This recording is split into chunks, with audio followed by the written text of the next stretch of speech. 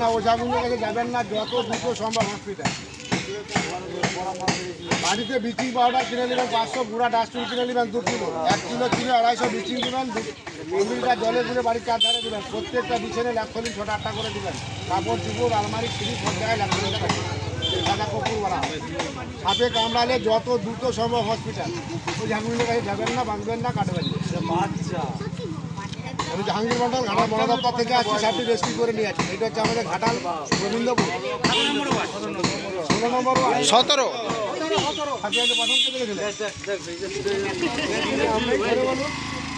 মেশিনে কাজ হচ্ছে, এখানে কাজ হচ্ছে, মেশিন বেলায় দেখেছে, তারপর ডাকাডাকি করতে সবাই মিলে যাওয়া হয়। আপনার নাম? আমার নাম উত্তম বরাবরী, আমি বর্ষার মধ্যে ঢুকেছি।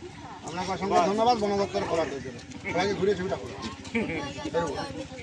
কে ফোন করছে, শুধু কেটে যাচ্ছে ভিডিও। পাঠিয়ে দেবো।